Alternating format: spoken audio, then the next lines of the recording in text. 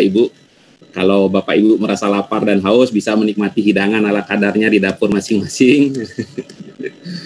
Baik, sebelumnya perkenalkan, saya Ketut Budi Aryawan dari Prodi D3 Teknik Elektronika FTK Undiksa yang saat ini diberikan tugas sebagai moderator dari seorang narasumber yang sangat luar biasa pada kegiatan webinar hari ini. Baik Bapak Ibu peserta webinar yang saya hormati, untuk mengefisienkan waktu, kita mulai saja webinar pada hari ini dengan tema desain pembelajaran yang akan disampaikan oleh Bapak I Gede Sudirte. Halo Pak D, kita suka memanggil beliau dengan sebutan Pak D ya, yang kalau menurut saya itu memiliki dua makna, yaitu Pak D, Pak Dekan, dan Pak D, Pak Gede. Jadi kalau digabung itu artinya bisa jadi Pak Dekan yang gede. Yang gede itu apanya Pak? Ternyata yang gede itu adalah gede kemampuannya ya dalam bidang akademik dan juga gede kemampuannya dalam bidang non akademik, yaitu bernyanyi. Nah, karena ternyata Pak D ini memiliki suara emas yang sudah terbukti ya pada acara di Senakalis Undiksa kemarin ini, beliau mendapatkan juara dalam kategori lagu pop Bali kalau nggak salah ya, luar biasa sekali. Terima kasih. Bagaimana Pak D, apa sudah siap dengan presentasinya Pak D? Siap Pak Udi. Oke, kalau belum atau sudah siap ya, mohon izin sebentar Bapak Ibu untuk bisa membacakan secara singkat tentang profil narasumber luar biasa kita pada hari ini. Oke, sudah di-share ya. Host, next. Jadi nama lengkap narasumber kita hari ini adalah Bapak Dr. I Gede Sudirte, SPD MPD. Beliau lahir di Badung pada tanggal 16 Juni 1971. Ini walaupun kelahiran di tahun 1971, tapi wajah beliau ini masih terlihat muda dan energik ya, seperti berumur 20 tahun. Tapi tentunya ditambah dengan 30 tahun pengalaman hidupnya yang sangat luar biasa ya. Gaya khas beliau ini adalah selalu terlihat cool, stylish, dan modis ya. Saat ini beliau tercatat sebagai dosen tetap di Prodi Pendidikan Kesejahteraan Keluarga FTK Undiksa. Oke, next. Nah, riwayat pendidikan terakhir beliau ini adalah doktor ya dari Universitas Negeri Jakarta dalam bidang ilmu PIP. Next. Oke, jabatan fungsional beliau saat ini adalah lektor kepala, itu home base-nya pada program studi PKK ya sejak tahun 1996. Nah, ini luar biasa sekali Bapak Ibu, artinya masa pengabdian beliau selama 25 tahun ya. Kita doakan saja bersama, mudah-mudahan beliau segera bisa mencapai jabatan fungsional guru besar ya atau profesornya dalam waktu dekat ini, dan tentunya juga bisa meraih jabatan struktural yang lebih baik lagi sehingga bisa membangun FTK maupun Undiksa ke depannya sesuai dengan visi dan misinya. Nanti tetap ingat saya ya Pak D kalau udah naik jabatannya. Dan saat ini beliau menjabat sebagai Dekan Fakultas Teknik dan Kejuruan Universitas Pendidikan Ganesha, itu 2 periode ya, dari tahun periode 2016-2019 dan periode 2019-2022 ya. Beliau juga saat ini terpilih sebagai Ketua Asosiasi Dosen dan Guru Vokasi Indonesia atau ADGVI untuk wilayah Bali. Bapak Ibu peserta webinar yang saya banggakan, demikian ya pemaparan singkat tentang profil dari narasumber kita. Untuk acara selanjutnya adalah pemaparan materi dari narasumber. Waktu untuk pemaparan materi dari narasumber adalah sampai nanti pukul 9.30 ya di jadwal ya. Dan kesempatan bertanya akan diberikan kepada Bapak Ibu peserta webinar itu setelah narasumber menyelesaikan pemaparan materinya. Dan waktu tanya jawab akan diberikan selama kurang lebih 15 menit. Jadi kegiatan webinar ini direncanakan akan berakhir kurang lebih pada pukul 9.45 WITA ya. Pada saat bertanya nanti Bapak Ibu peserta dapat memanfaatkan fitur raise hand pada Zoom atau menuliskan pertanyaan ya pada kotak chatbox pada Zoom atau chatbox pada YouTube dengan menyebutkan nama lengkap, asal instansi atau sekolah ya, dan kemudian pertanyaannya apa. Baik, tanpa menunggu lebih lama lagi ya, karena kalau saya terlalu banyak ngomongnya nanti malah saya yang dikira sebagai narasumber. Saya persilakan kepada Bapak narasumber untuk memaparkan materinya, waktu dan tempat. Saya persilakan Pak D. Ini terima kasih Pak Udi, Pak selaku moderator nih, kocak sekali nih. Dari pagi-pagi saya sudah disanjung-sanjung. Rasa terangkat ini pantat saya. Terima kasih Pak Udi dan teman-teman panitia. Sama-sama Pak D, ingat aja amplopnya Pak.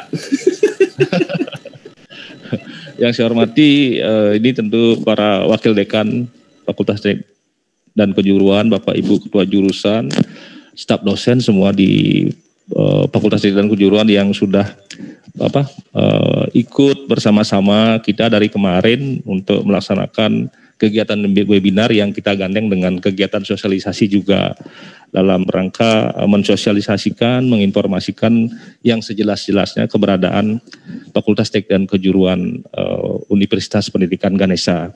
Nah, pada kesempatan ini saya diberikan waktu 30 menit ini untuk memaparkan secara singkat, mungkin barangkali terkait dengan, saya ingin menyapa dulu Bapak Ibu guru, sahabat-sahabat kita semua yang berada di, yang berada di berbagai wilayah ya, ada dari Jawa Timur mungkin atau di luar Jawa Timur, kemudian ada di Bali, kemudian NTT, NTB. Ini selamat pagi, selamat bergabung dan salam semangat ini tentunya di tengah-tengah pandemi COVID-19 yang masih melanda dunia. Jadi ini belum ada tanda-tanda untuk berakhir. Mudah-mudahan ini segera di tahun 2021 ini segera berakhir dan kita bisa bertemu secara luring tentunya Pak Udi ini nanti ya. Kalau tidak ada pandemi mungkin barangkali kita sudah berada di satu daerah ini melaksanakan P2M, kemudian juga mensosialisasikan tentunya juga bersilaturahmi dengan Bapak Ibu para sahabat guru. Jadi sebagai garda terdepan daripada pendidikan kita. Oke, izinkan saya berbagi layar. Tadi sudah diperkenalkan, nama saya Gede Sudirta gitu. Bapak Ibu, ini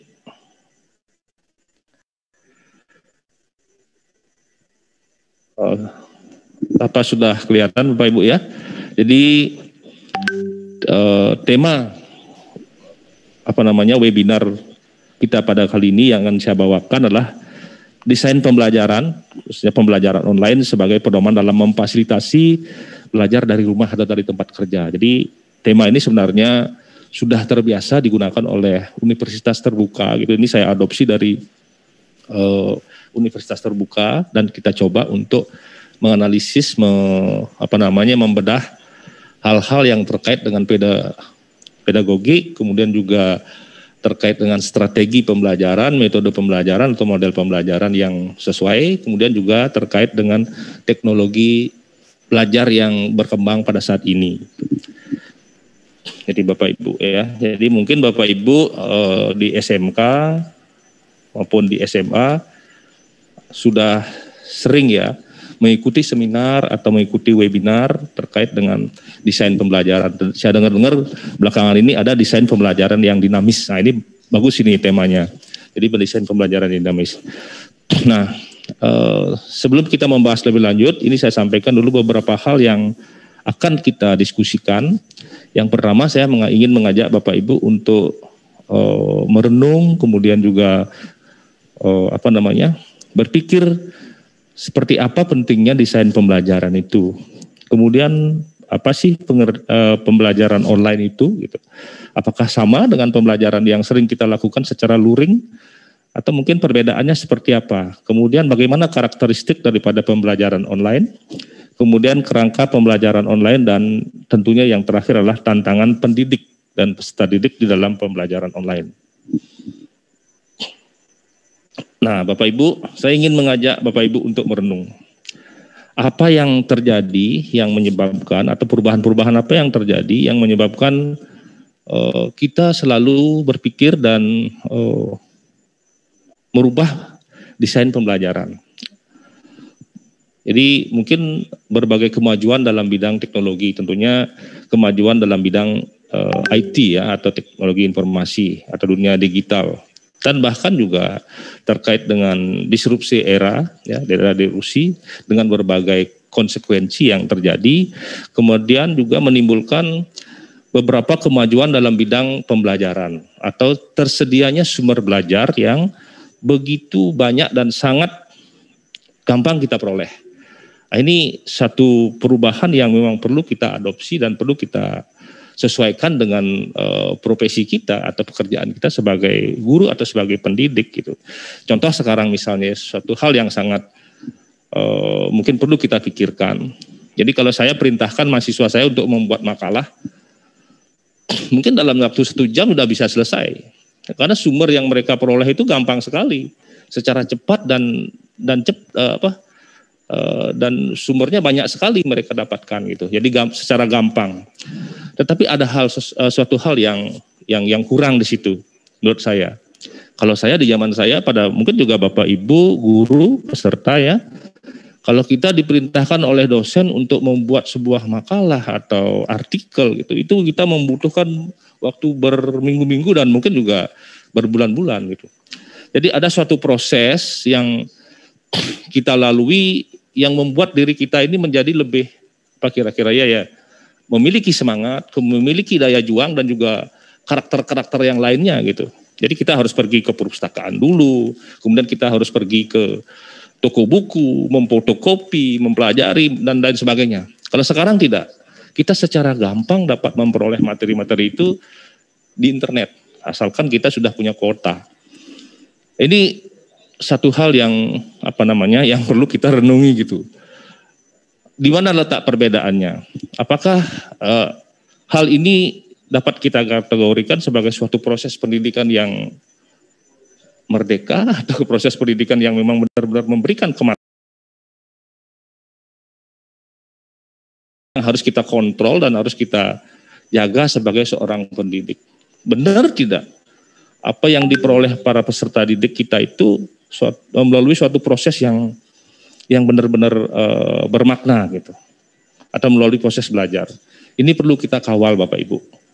Ya, saya sering gitu mengatakan kamu bisa membuat makalah, tetapi mungkin barangkali kamu tidak memiliki suatu proses yang memang benar-benar luar biasa, yang bermakna yang kamu bisa lakukan sebelum mendapatkan materi-materi ini. Ini perlu kita kontrol. Ini adalah sebuah tugas daripada seorang guru atau pendidik yang memang benar-benar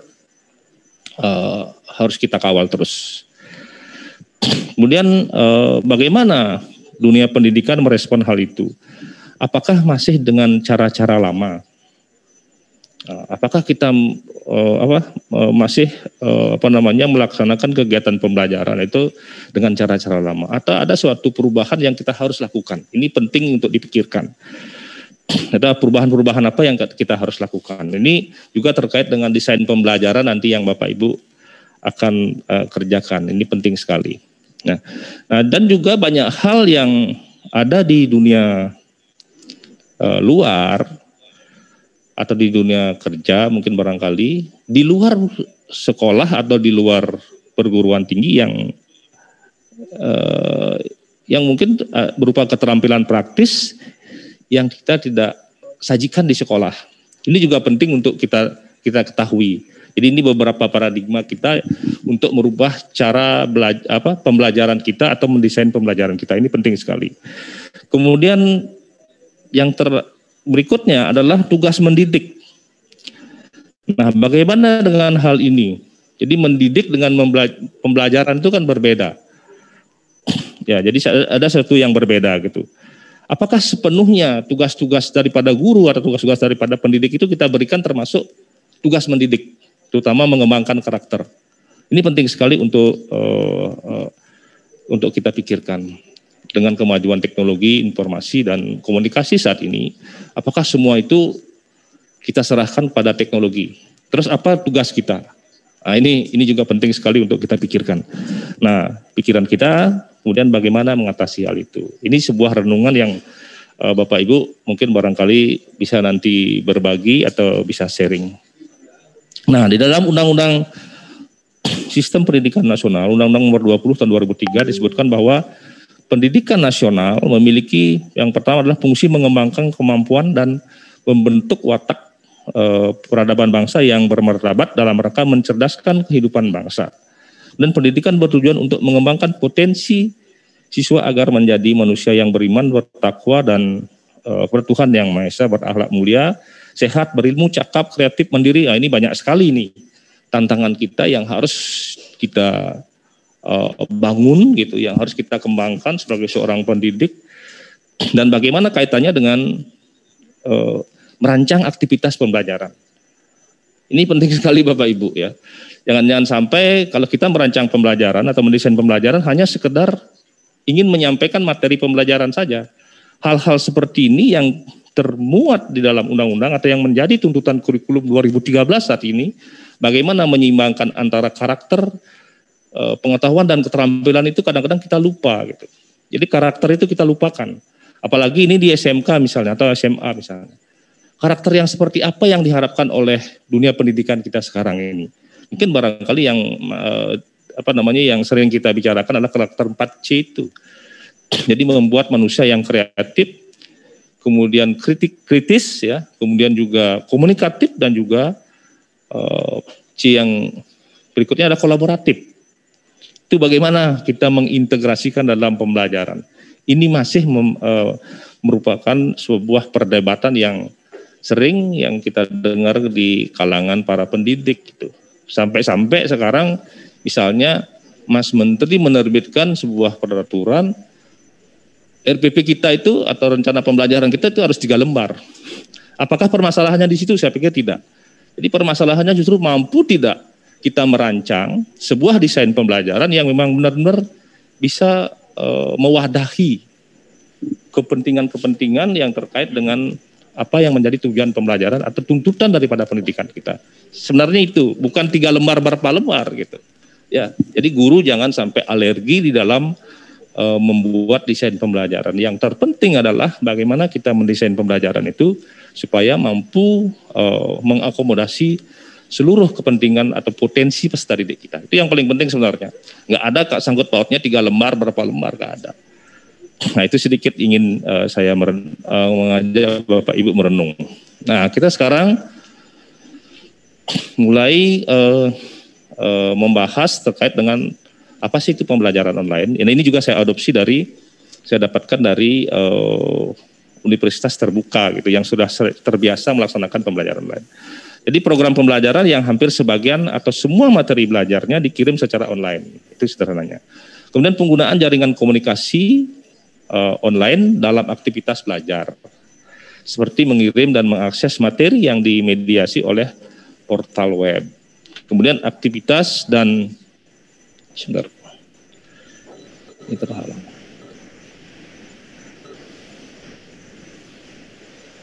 Aktivitas dan interaksi belajar dengan memanfaatkan jaringan internet dan teknologi web untuk memfasilitasi dan membangun pengetahuan. Nah, ini pengertian daripada pembelajaran online. Jadi simpulannya adalah pembelajaran online itu adalah aktivitas membangun pengetahuan peserta didik yang memanfaatkan jaringan internet dalam portal web dalam menghasil hal-hal yang dibutuhkan dalam pembelajaran. Ini sebenarnya tidak ada bedanya sih sebenarnya antara pembelajaran online dengan pembelajaran luring, tetapi perbedaannya adalah kita memanfaatkan teknologi informasi dan komunikasi khususnya atau web portal di dalam melaksanakan interaksi. Nah selanjutnya karakteristik daripada pembelajaran online itu yang pertama adalah interaksi itu berlangsung melalui web atau melalui jaringan internet. Kemudian tersedianya berbagai jenis interaksi, ya ini hampir sama. Kalau dalam pembelajaran luring, interaksi belajar itu bisa jadi terjadi antara dosen dengan guru dengan siswa, siswa dengan guru, siswa dengan siswa. Di dalam pembelajaran online juga seperti itu gitu. Kemudian terciptanya komunikasi 2 arah juga bisa. Kita melakukan komunikasi dengan teknologi nanti ya tentunya. Kemudian keterbatasan jarak, lokasi dan waktu bukan menjadi sebuah permasalahan. Nah, jadi anak-anak bisa belajar dari rumah, dari tempat kerja. Kalau misalnya siswa kita PKL atau mahasiswa kita PKL sambil bekerja dia bisa melaksanakan pembelajaran secara online. Kemudian terdapat 2 jenis komunikasi yaitu sinkronus dan asinkronus, tatap muka dan tanpa tatap muka, atau pembelajaran itu bisa berlangsung secara serentak, secara bersama-sama dengan waktu yang sama, seperti pembelajaran offline itu juga berlangsung secara asinkronus. Jadi pembelajaran berlangsung, jadi anak-anak atau siswa itu bisa mengakses pembelajarannya dengan waktunya sendiri, kapan saja gitu, asalkan disiapkan gitu kan. Nah, kemudian tantangan dalam pembelajaran online itu, yang pertama dari sisi pendidik. Nah, ini Bapak Ibu guru, para dosen juga dibutuhkan keterampilan dalam memahami karakteristik dan kebutuhan peserta didik dalam pembelajaran online. Ini yang sering menjadi permasalahan. Kadang-kadang dalam tantangan kita, sering kita mendapat komplain dari orang tua siswa gitu pada saat pandemi ini, bagaimana pembelajaran online itu bisa berlangsung. Dan juga siswa-siswa kita itu sudah ingin belajar bertemu secara langsung dengan tatap muka. Mereka sudah jenuh di rumah. Itu kadang-kadang yang terjadi ya. Ini karakteristik seperti itu perlu kita pahami. Kemudian dibutuhkan keterampilan mengadopsi berbagai model pembelajaran dengan mempertimbangkan dan harapan dari berbagai karakter peserta didik. Jadi tetap model pembelajaran itu dipentingkan. Kenapa penting model pembelajaran itu? Nah, disitulah dalam model pembelajaran itu kita bisa mengintegrasikan segala aktivitas yang tidak mungkin kita ajarkan, tetapi aktivitas itu berlangsung demi pembelajaran. Karakter misalnya. Contoh misalnya pembelajaran kooperatif. Kenapa kooperatif? Karena kita ingin mengajarkan anak-anak itu bisa berkolaborasi, menghargai temannya, dan lain sebagainya. Atau kooperatif itu sebagai miniatur kehidupan sosial yang tidak mungkin kita ajarkan dalam ini, tetapi kita latihkan dalam aktivitas pembelajaran. Kemudian dibutuhkan keterampilan dalam memahami teknologi belajar sebagai media penyampai materi pembelajaran. Kemudian dibutuhkan keterampilan dalam mengembangkan materi serta mampu menjadi fasilitator. Ini penting sekali. Jadi paradigma yang sudah berubah, bukan menjadi pengajar, tapi juga menjadi fasilitator. Kemudian dari sisi peserta didik dibutuhkan keterampilan dalam penggunaan teknologi belajar. Ini anak-anak harus memahami tidak boleh gaptek ya di situ. Kemudian dibutuhkan afiliasi atau hubungan antar peserta didik. Ini penting juga memahami antar teman itu, antar peserta didik. Kemudian menghargai dan memahami esensi dalam berinteraksi dan berkolaborasi. Nah, karena kita ini pembelajarannya online, mungkin berbeda dia sedikit. Bagaimana nanti guru juga berkaitan dengan hal ini untuk memfasilitasi hal itu. Kemudian memiliki akademik yang kuat dan mengenai konsep diri. Kemudian yang terakhir dibutuhkan pengalaman atau keterampilan tentang belajar mandiri. Ini penting sekali kita bangun belajar mandiri, kemandirian dalam belajar. Nah, ini kerangka desain pembelajaran. Ada dua hal yang memang penting ini dalam mendesain pembelajaran online. Yang pertama adalah komponen model pembelajaran online itu apa. Kemudian proses sistematis dalam membangun pembelajaran online. Ini ada dua, ini kan selanjutnya akan saya jelaskan. Nah, ini dari 3 komponen dalam model pembelajaran online. Yang pertama kita harus memahami model pedagogiknya dulu. Kemudian strategi pembelajaran apa yang akan kita gunakan. Ini hampir sama juga dengan pembelajaran yang kita laksanakan secara offline. Kemudian teknologi belajar apa yang akan kita gunakan. Ini sekarang sudah banyak berkembang teknologi pembelajaran atau platform-platform yang memang bisa kita manfaatkan untuk pembelajaran online. Kita tinggal memilih ya. Selanjutnya, nah ini yang pertama yang ingin saya jelaskan adalah model pedagogik. Model pedagogik itu merupakan ya bagaimana cara pandang kita terhadap proses belajar.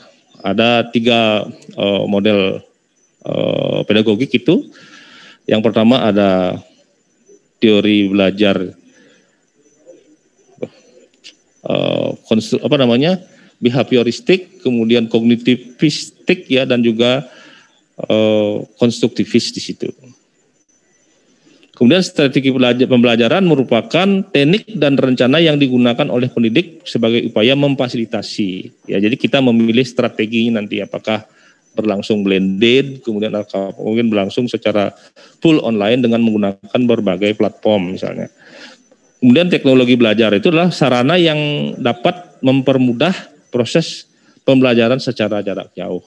Nah, ini tiga 3 komponen utama ya dalam pembelajaran online. Nah, ini dia model pedagogik behavioristik, kognitivistik, dan konstruktivistik. Jadi 2 hal ini tidak kita akan bahas, tapi yang sudah kita sepakati adalah model pedagogik yang sifatnya adalah student center learning. Kalau 2 model ini bisa berpusat pada guru. Ini tidak direkomendasi untuk kurikulum sekarang, belum 2013. Ya mungkin tidak perlu kita bahas. Jadi konstruktivistik itu adalah memandang bahwa peserta didik itu secara aktif membangun pengetahuannya. Ini sudah kita sepakati dan Bapak Ibu guru, peserta juga sudah sering mengenal ini ya.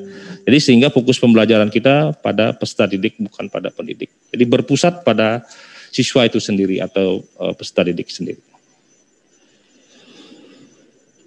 Nah, kemudian tentang strategi pembelajaran. Strategi pembelajaran itu maksudnya adalah teknik dan rencana yang digunakan untuk memfasilitasi dan melibatkan peserta didik dalam kegiatan belajar, termasuk cara penyampaian dan media pembelajarannya.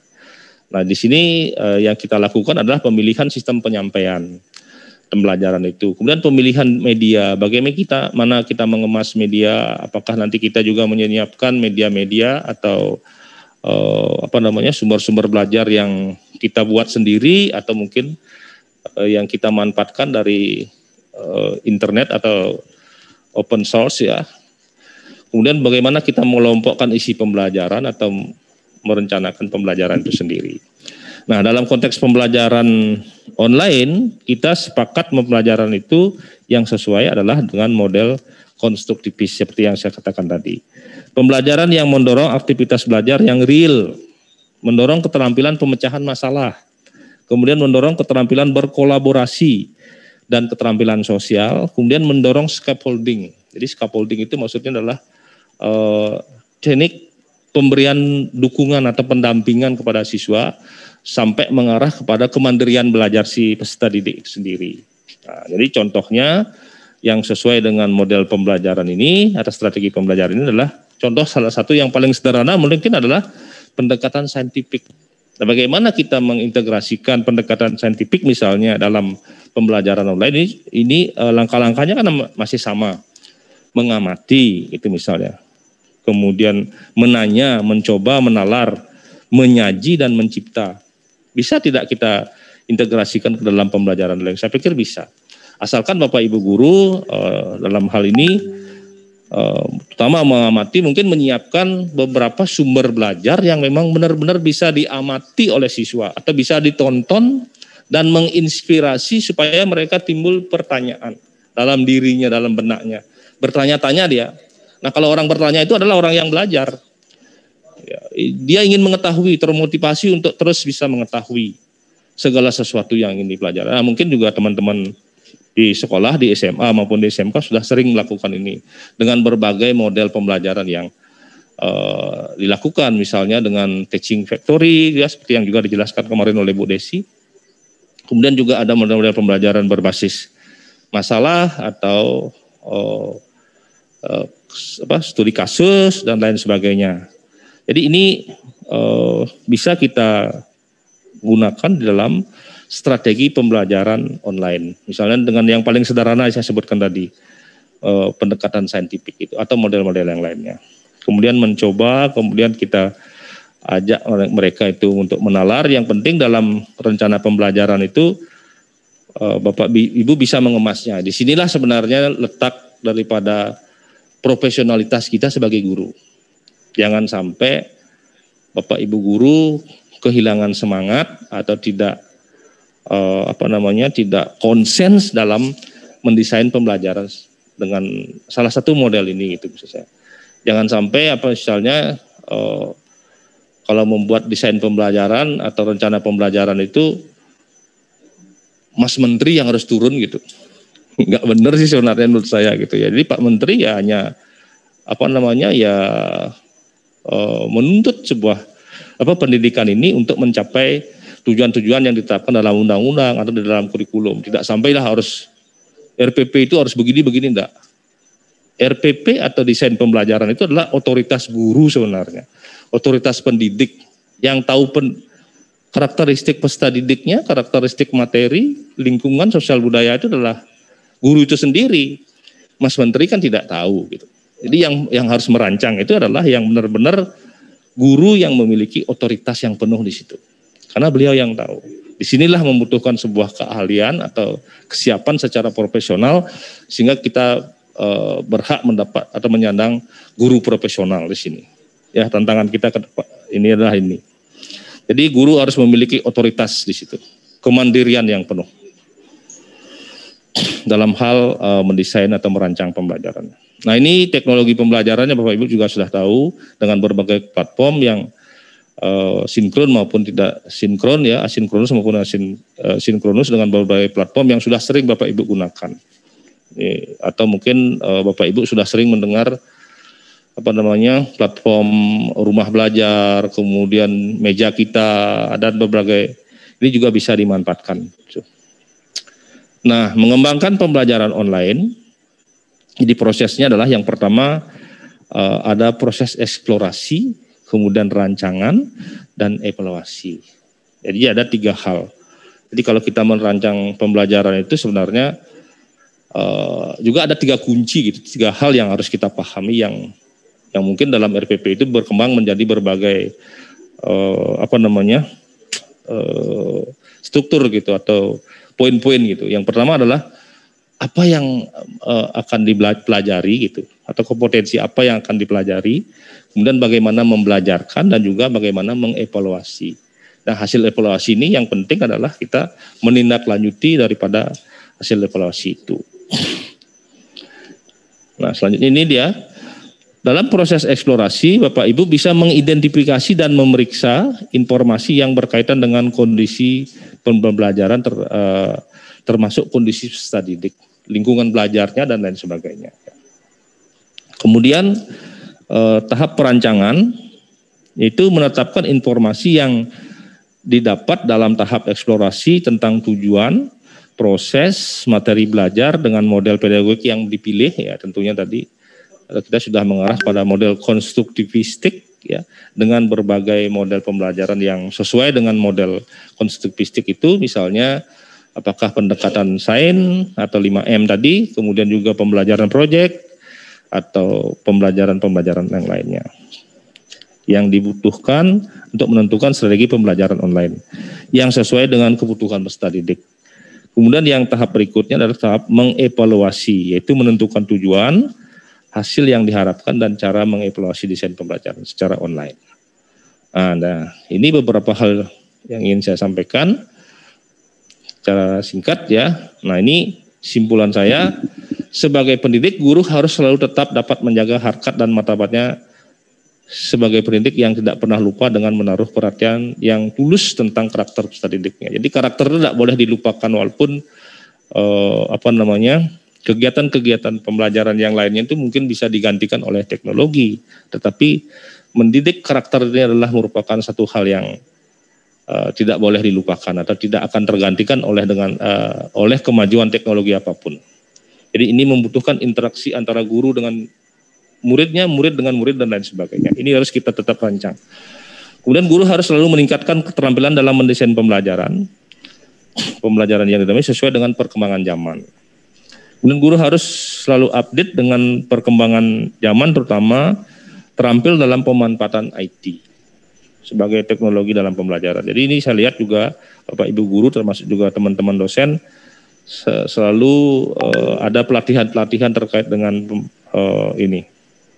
pemanfaatan IT dalam pembelajaran. Kemudian, nah ini selalu berkolaborasi dengan teman sejawat, apakah itu dosen, para guru, ya dunia usaha, dunia industri, dan para praktisi, dan juga dengan orang tua siswa, ini penting. Kemudian melakukan refleksi bersama, ini sangat penting sekali untuk memperbaiki pembelajaran. Jadi kalau kita Bapak Ibu mungkin pernah mengenal yang namanya lesson study, ini penting sekali sebenarnya. Jadi budaya lesson study itu.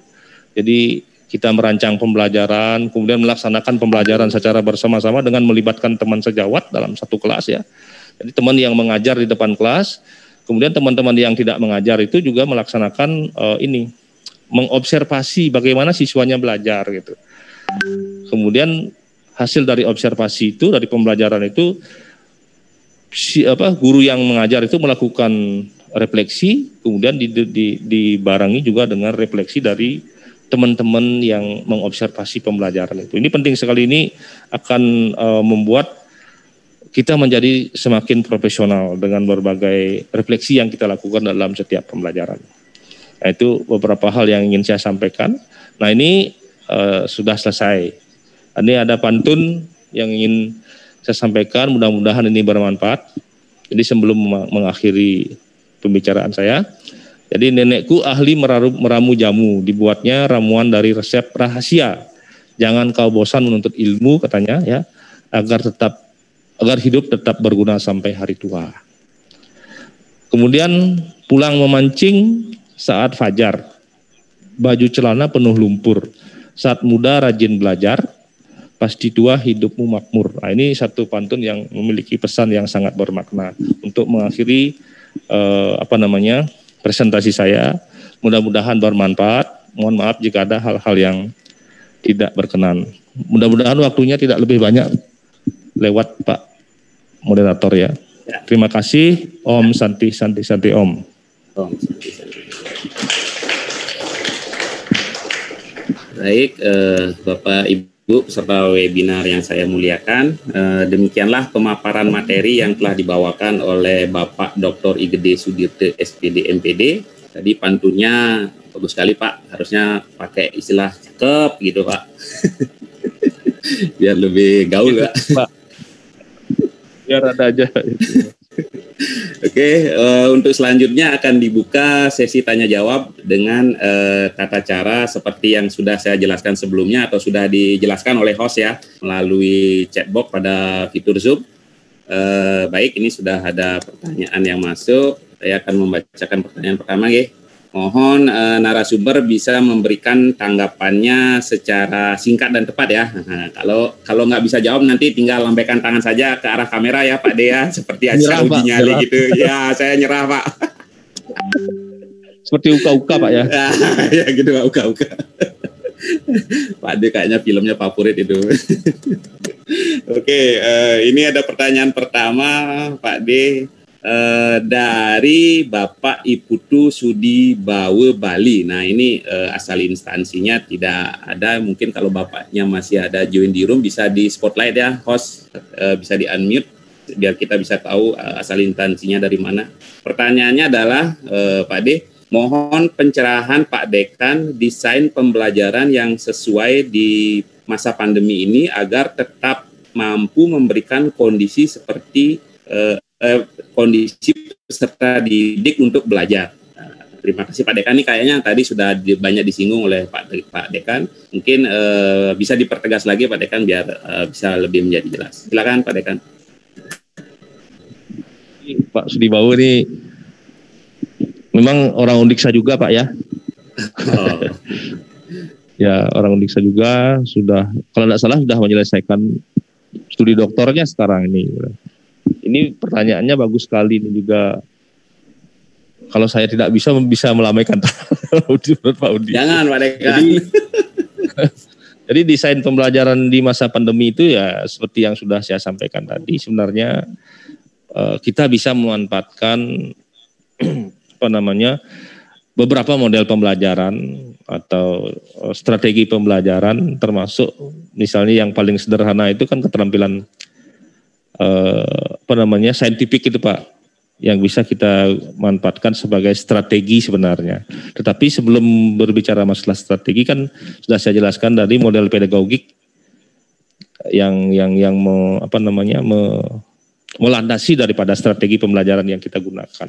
Kita sepakati bahwa amati segala sesuatu yang Bapak Ibu bisa sajikan, apakah nanti itu dibuat sendiri, sekali lagi saya sampaikan, atau mungkin hal yang sudah ada gitu. Tetapi di situ juga guru penting memberikan penekanan-penekanan dalam pengamatan itu, hal-hal yang memang perlu di stressing, sehingga dia memiliki motivasi untuk bertanya.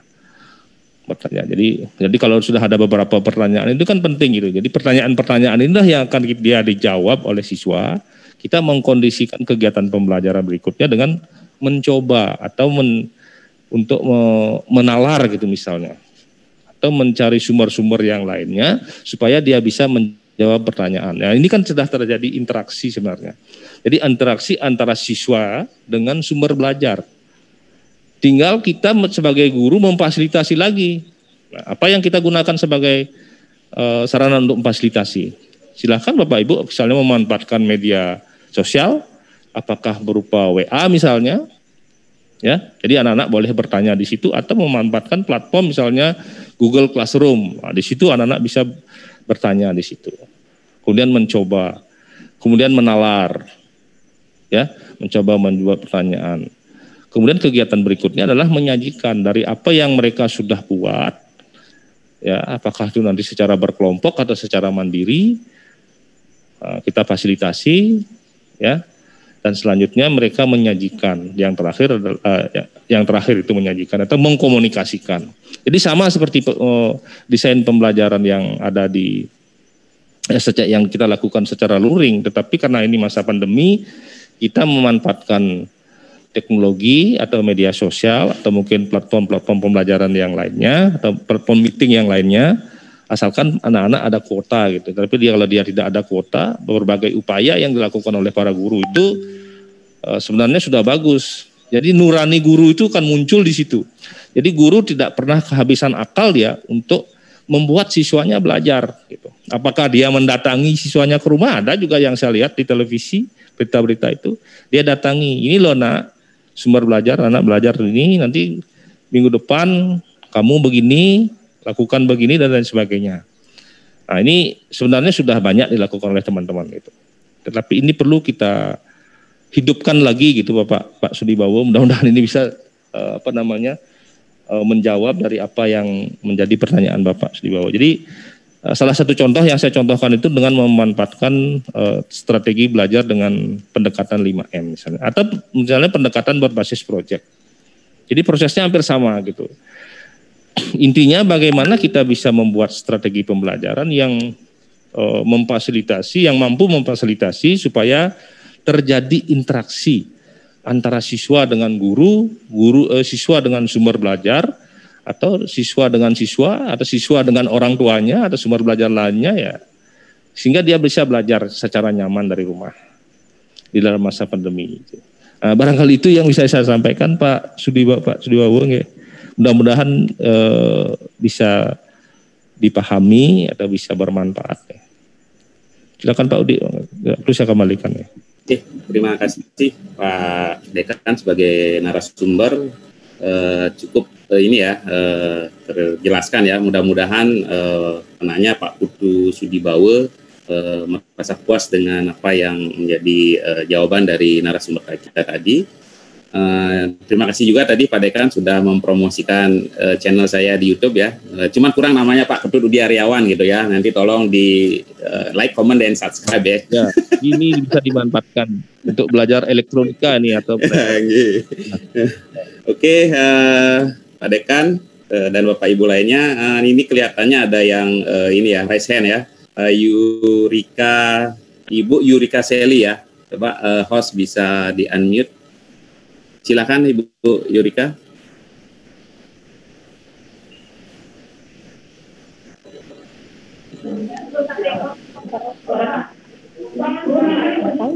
Silakan Bu. Oh, maaf Bapak, tadi salah tekan ini tombol, maaf. Oh gitu. Iya. Apa-apa juga Bu Yurika. Ya. Kalau ada yang ingin ditanyakan pada Pak Udi, kepada saya. Mulai nih Pak Dekan nih, kelihatan. Oke, Ibu Yurikanya katanya tadi salah pencet, mudah-mudahan tidak salah pencet yang lain ya. Oke, kita lanjut ke penanya kedua Pak Dekan. Ini ada dari siapa lagi? Ibu Nimade Sarini ya. Ini pertanyaannya lumayan panjang Pak. Pertanyaan seperti ini, mungkin data detail tentang fungsi guru di dalam pendidikan dapat kita dengarkan dari siswa langsung. Ada beberapa siswa bahwa tugas guru tidak dapat digantikan oleh IT sepenuhnya, seperti jiwa mendidik secara emosional, sosial, dan kepribadian. Mungkin siswa yang punya kepentingan khusus dengan kondisi seperti ini, IT dijadikan hal berguna sehingga merasa diuntungkan. Nah, ini permasalahannya adalah yang pertama katanya, sarana dan prasarana yang belum semua bisa. Itu yang pertama permasalahannya Pak Dekan. Kemudian yang kedua, kemampuan spesifik operasional yang belum maksimal. Dan yang ketiga adalah penilaian sikap sulit diterapkan maksimal. Mohon pencerahannya bagaimana solusinya. Suksema. Mungkin langsung saja bisa ditanggapi Pak Dekan dan mudah-mudahan jelas tadi pertanyaannya. Silakan Pak. Ya. Oke, terima kasih Bu Made Sarini dan Pak Udi atas pertanyaannya. Ini terkait dengan keterbatasan sarana prasarana di dalam pembelajaran lain, itu maksudnya. Kemudian kemampuan spesifik yang harus kita miliki sebagai seorang guru, dan juga bagaimana menilai sikap itu sulit ya dalam konteks pembelajaran secara online. Oh ini ya memang benar Bu Made Sarini, mudah-mudahan ini saya bisa jawab ya. Jadi sarana prasarana itu memang penting dalam pembelajaran online. Contohnya ini banyak yang menjadi keluhan daripada orang tua mahasiswa, seperti yang disampaikan oleh beberapa yang bersifat lelucon-lelucon itu gitu. Misi kota dan lain sebagainya, itu kan ada beberapa video-video yang disampaikan secara ini di media massa terkait dengan itu. Memang benar. Jadi sarana prasarana itu memang kita harus siap. Karena ini mungkin masa pandemi yang tidak kita pernah rencanakan dan tidak pernah kita tahu, tetapi ini ada gitu. Jadi ini situasi ini akan memaksa kita untuk bisa berbuat untuk memfasilitasi supaya siswa kita belajar dengan berbagai cara sebenarnya Bapak Ibu. Ya, jadi seperti yang saya katakan tadi di awal, kita sebagai seorang guru atau sebagai seorang pendidik tentunya tidak pernah kehabisan akal gitu. Ya, bagaimana kita memfasilitasi? Tadi saya katakan ada juga yang siswa yang didatangi oleh gurunya ke rumah untuk dibawakan atau difasilitasi untuk bisa belajar gitu. Apakah nanti bisa berupa gambar mungkin barangkali, atau sumber-sumber belajar yang memang bisa dimanfaatkan supaya anak-anak itu atau siswa kita itu bisa berinteraksi dengan sumber belajar minimal, atau bisa belajar atau bisa belajar bersama orang tuanya. Mungkin dalam mengatasi sarana prasarana. Tapi kalau misalnya sarana prasarana itu sudah ada, paling tidak ada HP, barangkali bisa kita laksanakan pembelajaran secara online. Jadi ini yang perlu kita eksplorasi sebenarnya di awal dengan berbagai karakteristik yang ada di peserta didik kita dan juga lingkungan sosial budaya yang ada. Ini dikemas menjadi sebuah modal awal di dalam melaksanakan pembelajaran. Model apa yang akan kita laksanakan? Apakah kita akan mendatangi siswa kita atau kita mengirim sumber belajar itu melalui berbagai media yang ada dan lain sebagainya. Nah, itu guru memiliki adrenalin yang luar biasa di situ menurut saya. Ya, jadi kita tidak pernah kehabisan akal untuk bisa memfasilitasi siswa kita belajar. Nah, itu sebenarnya kemampuan spesifik kita sebagai seorang guru gitu. Ya, sebagai seorang guru tidak pernah kehabisan akal. Itu harus dipegang Bapak Ibu. Gimana caranya supaya siswa kita belajar gitu aja berpikirnya. Ya, mungkin barangkali berbagai persoalan yang akan terjadi di beberapa daerah ya, tentunya dengan karakteristik sosial budaya yang berbeda-beda. Tapi syukurnya kalau kita berada di kota itu permasalahan ini tidak ada. Jadi kita bisa memanfaatkan yang sudah ada, platform pembelajaran yang sudah ada atau sumber-sumber belajar yang sudah ada dengan sangat baik. Nah, ini penilaian sikap ini penting nih Bapak Ibu. Ini yang perlu juga dirancang oleh para pendidik gitu. Mungkin sikap ini tidak akan bisa mengamati secara detail dari apa yang dilakukan oleh anak-anak, tetapi paling tidak kita bisa menuntut tanggung jawab. Jadi sesering mungkin kita bisa melaksanakan komunikasi dengan siswa kita dan juga mungkin orang tua kalau ada permasalahan. Di situ kita bisa melihat, kita bisa merekam bahwa proses pembelajaran yang dilakukan oleh peserta didik kita itu juga mengandung proses bagaimana mereka itu memahami misalnya bagaimana mereka menanggapi apa yang kita sampaikan atau yang tugas-tugas yang kita berikan. Kemudian bagaimana mereka bisa merespon dan menghasilkan sebuah hasil pembelajaran. Tentunya ini bisa kita lihat dan bisa kita awasi gitu. Jadi proses terjadinya tanggung jawab atau proses pembentukan karakter sikap yang jujur misalnya bisa kita amati di situ. Tetapi memang ini pekerjaan yang sangat yang sulit gitu ya, karena kita memiliki berbagai karakteristik siswa dan berada di mana-mana gitu. Ya, tapi paling tidak kita tetap sebagai seorang guru bahwa tetap menomorsatukan atau mengutamakan daripada pendidikan karakter itu, walaupun kita belajar dari rumah tidak secara langsung, tetapi yang namanya karakter itu harus tetap diawasi gitu. Di proses tanggung jawab, sikap jujur, kemudian motivasi, pasti bisa sebagai seorang guru itu pasti kita tahu. Oh ini anak ini kayaknya motivasinya tinggi nih, walaupun saya tidak bertatap muka secara langsung. Dari caranya berkomunikasi dengan kita mungkin barangkali. Ini karena ada pesan ini Bapak Ibu dari ahli pendidikan karakter Thomas Likona gitu. Jadi guru itu tidak boleh berhenti di dalam mendidik karakter. Jadi bagaimanapun caranya gitu. Apakah itu kelihatannya berhasil pada hari ini atau tidak berhasil, tapi tetap membunyikan, menyampaikan bahwa karakter itu penting.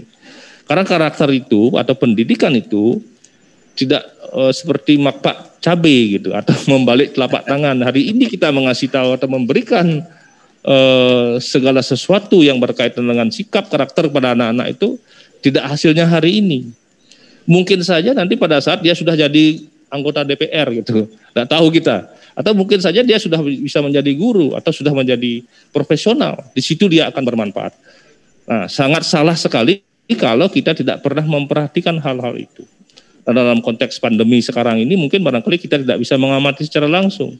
Tapi pesan apa yang bisa kita berikan kepada siswa kita secara tidak langsung melalui media misalnya atau melalui tugas-tugas itu tetap kita harus lakukan di situ. Menurut saya seperti itu Bu Mades hari ini, mudah-mudahan ini dapat bermanfaat, tapi pada intinya bahwa tugas guru sebagai pendidik itu tidak akan pernah bisa tergantikan oleh teknologi apapun. Karena kehadiran seorang guru itu harus tetap ada dalam jiwa siswa. Jadi menjadi guru yang ada di hati siswa bukan di mata siswa itu. Jadi kalau tidak ada di mata, mungkin di hati ibu masih ada. Itu yang perlu dijaga. Barangkali itu yang bisa saya sampaikan, mudah-mudahan ini bisa kita sharing dan menjadi bahan diskusi lagi ya. Silakan Bapak Ibu. Pak Udi, waktu saya serahkan kembali. Oke, terima kasih Pak Dekan. Luar biasa sekali tanggapannya Pak Dekan sampai keluar istilah makpak cabai. Ya, ada sedikit melankolis ya. Ini udah mulai kelihatan ya. Harus dipancing-pancing Pak Dekan nih, dengan seperti ini baru kelihatan asli lucunya Bapak. Oke, Pak Dekan selaku narasumber, ini waktunya masih banyak Pak Dekan dan pertanyaannya juga lumayan ini. Kayaknya bisa sampai besok niki webinarnya. Pertanyaan ketiga niki Pak Dekan, mudah-mudahan tadi Bu Nimades hari ini sudah terjawab ya permasalahannya. Kita lanjut ke pertanyaan ketiga dari Bapak ini, Bapak Gusti Putu Debi Sukarna. Nah, ini asal institusinya dari SMK Pariwisata Menguitani, Pak Dekan. Pertanyaannya adalah bagaimana desain pembelajaran yang ideal berdasarkan kurikulum yang berlaku saat ini? Terima kasih. Oke, silakan untuk ditanggapi, Pak Dekan. Ini pertanyaannya sudah sulit nih Pak Udi. Ini bagaimana desain pembelajaran yang ideal menurut kurikulum yang 2013 ya. Dari Pak Gusti Putu Dedi dari SMK Pariwisata Menguitani. Pak Gusti Putu Dedi. Debi. Oh, Dedi Pak ya. Jadi desain pembelajaran yang ideal. Jadi desain pembelajaran yang ideal sebenarnya sudah saya sampaikan tadi ya, itu sebenarnya ideal secara teoritis, tetapi memang desain pembelajaran itu harus berlangsung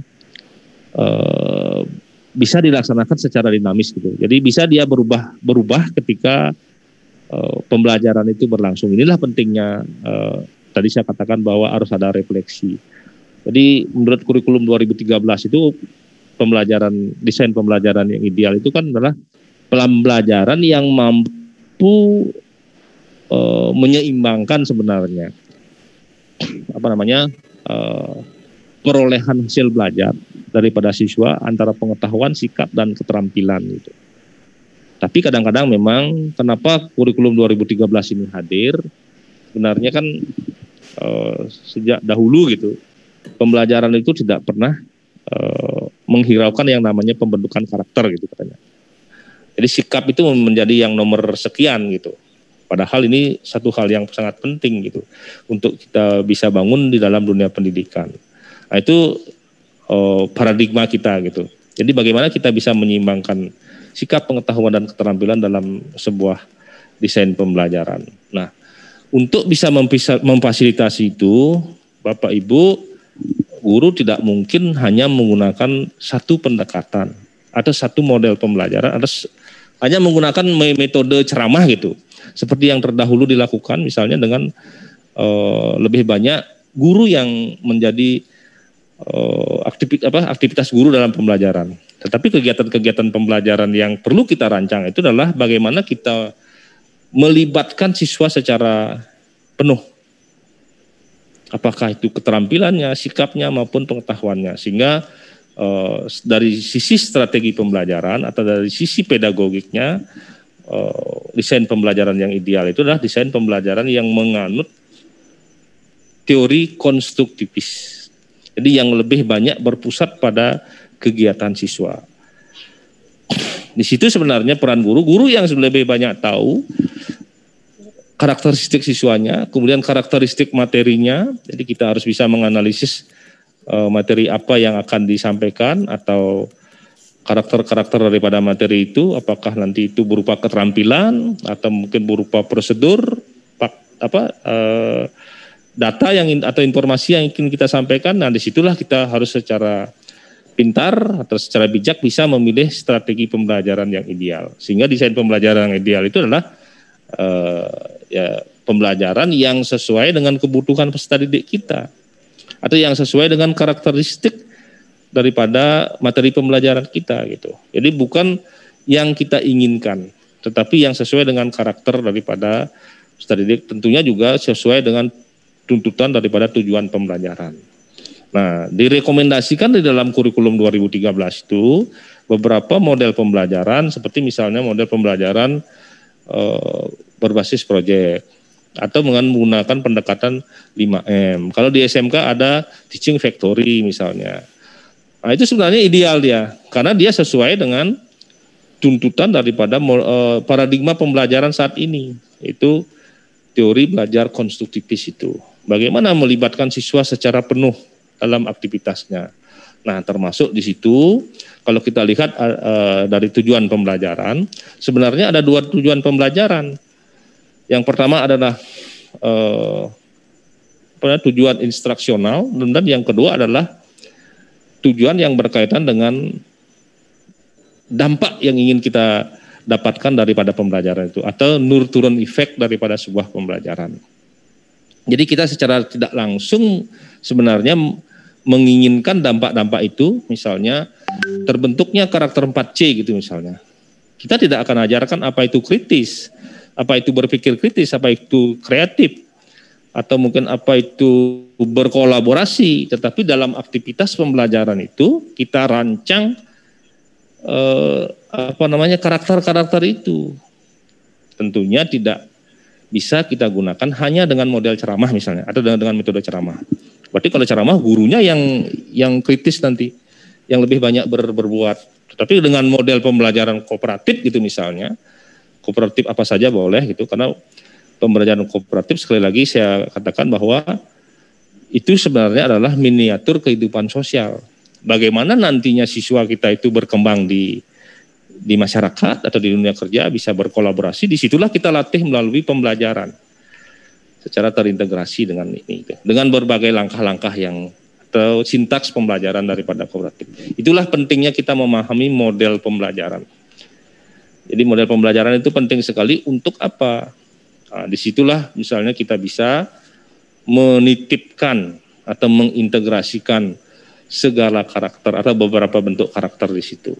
Misalnya berbasis proyek misalnya, nah, mungkin kita bisa menuntut tanggung jawab di situ, menuntut misalnya kejujuran di situ, karakter jujur, atau kerja keras, atau karakter wirausaha misalnya di situ ya, bisa didesain seperti itu.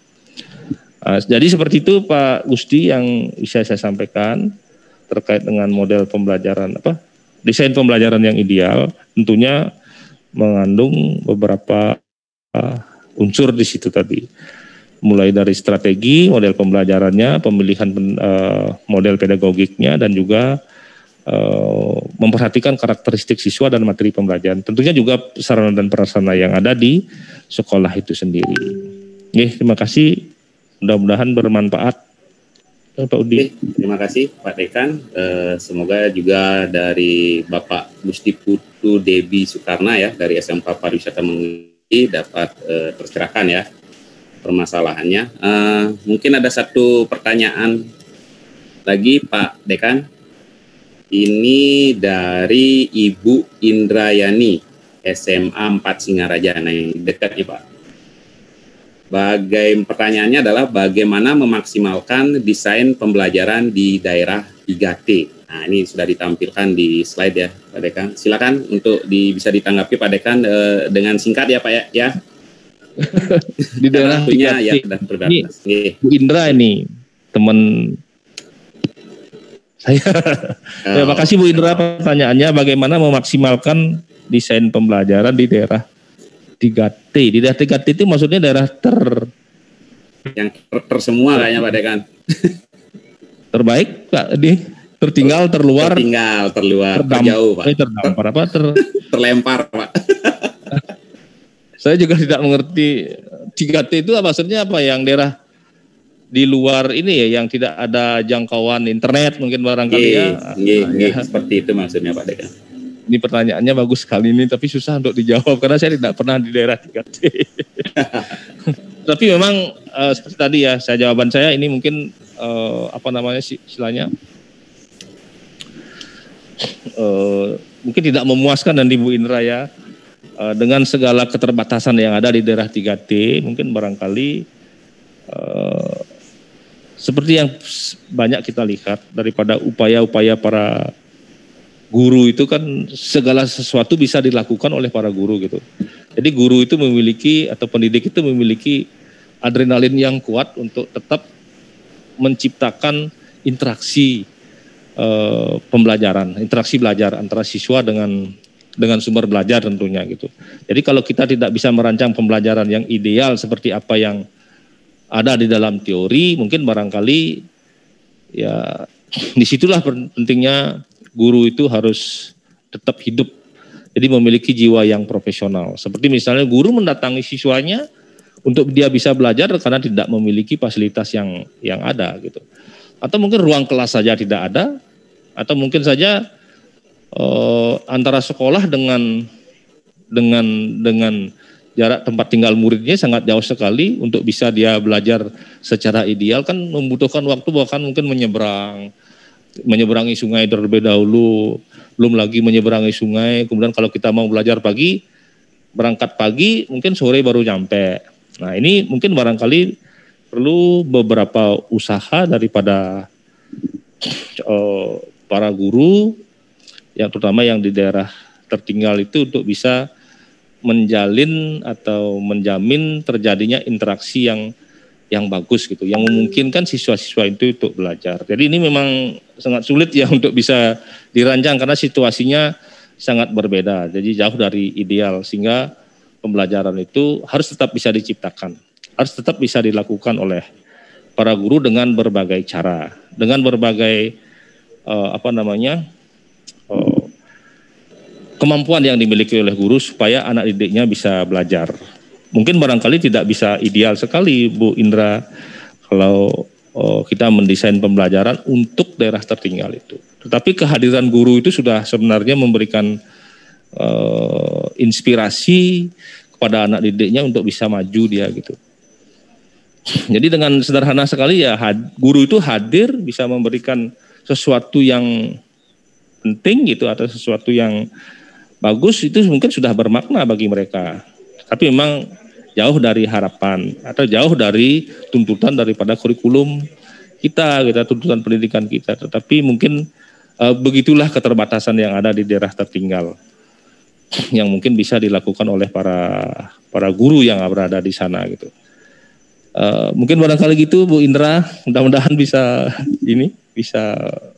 menjawab dari apa yang Ibu tanyakan.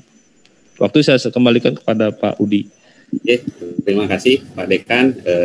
Akhirnya Pak Dekan waktunya habis ya, karena Pak Dekan sudah mulai terlihat pusing ini, hampir melambaikan tangan. Tapi ini pertanyaannya masih banyak sekali Pak Dekan. Nanti minta tolong ke host ya untuk merekam semua pertanyaan yang masuk agar nanti bisa disampaikan ke Pak Dekan ya, biar di rumah nanti Pak Dekan ada pekerjaan untuk membalas menjawab pertanyaan-pertanyaan tersebut ya Pak Dekan. Nanti kalau Bu Indra tidak puas dengan jawaban saya bisa titip ke ibu saya.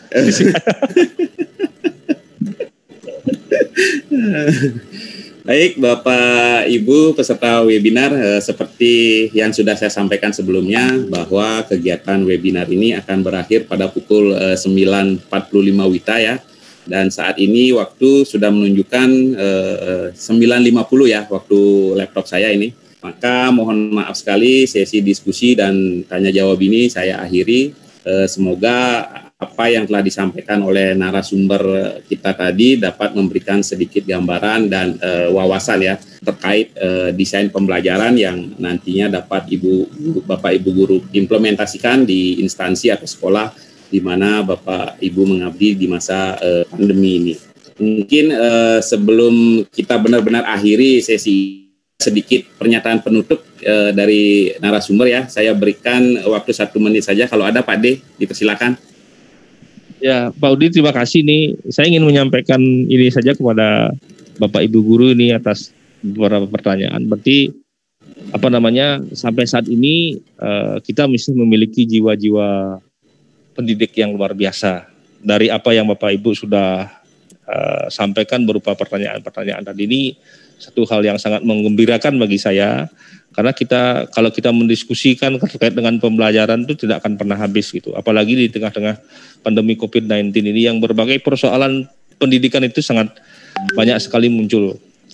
Oleh sebab itu saya menantikan apabila ada kesempatan lain ya kita berdiskusi kembali terkait dengan pembelajaran, terkait dengan penilaian dan hal-hal lain. Banyak hal yang perlu kita diskusikan dalam pembelajaran. Oleh sebab itu saya berpesan kepada Bapak Ibu, guru, teman-teman semua, mari kita tetap jaga semangat kita menjadi seorang pendidik yang profesional. Jadi kita mendapatkan tunjangan profesional, tunjangan ini sertifikasi sebenarnya adalah sebuah kekuatan untuk kita tetap menjaga profesionalitas kita. Barangkali itu yang bisa saya sampaikan Pak Udi. Mohon maaf apabila ada hal-hal yang tidak berkenan, Bapak Ibu guru juga, teman-teman semua, jika ada hal-hal yang tidak berkenan dalam saya menjadi narasumber, mohon dimaafkan.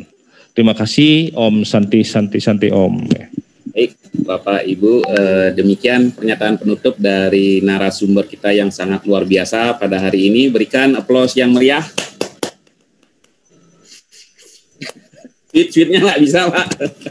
Tidak lupa juga saya ingin menyampaikan permohonan maaf apabila dalam diskusi kita tadi terdapat berbagai kekurangan dan kekeliruan, baik yang disengaja maupun tidak disengaja, banyak bercanda tentunya. Dan akhir kata saya tutup dengan para mesanti. Om Santi Santi Santi Om. Assalamualaikum warahmatullahi wabarakatuh.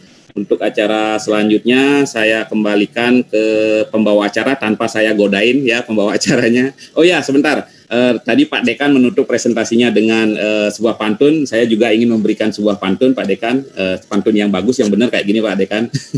Jemput cucian di rumah Udi. Cakep. Cukup sekian. Terima kasih. Bye bye semuanya.